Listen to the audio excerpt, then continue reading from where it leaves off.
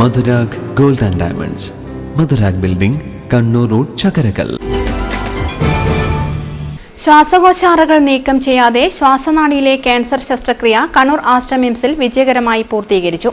ശ്വാസനാളിയിൽ neuro endocrine tumour ബാധിച്ച 26 വയസ്സുകാരിക്കാണ് Kannur Aster മിംസിൽ അപൂർവ ശസ്ത്രക്രിയ വിജയകരമായി പൂർത്തീകരിച്ചത്.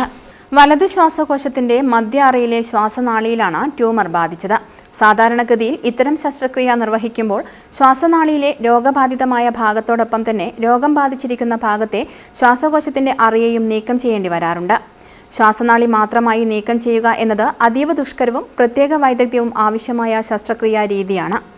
രോഗിയുടെ പ്രായവും തുടർ ജീവിതം ആരോഗ്യപൂർണ്ണമായി നിലനിർത്താനുള്ള സാധ്യതയും പരിഗണിച്ചാണ് കണ്ണൂർ ആസ്റ്റർ മിംസിലെ ഓങ്കോ സർജൻ ഡോക്ടർ KP അബ്ദുള്ളയുടെ നേതൃത്വത്തിൽ ശ്വാസകോശ അറകൾ നിലനിർത്തിക്കൊണ്ടുള്ള ശസ്ത്രക്രിയയുടെ സാധ്യതകൾ ഉപയോഗപ്പെടുത്താൻ തീരുമാനിച്ചത്.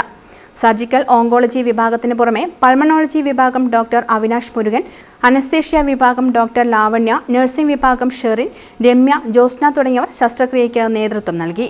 News bureau, Kannur.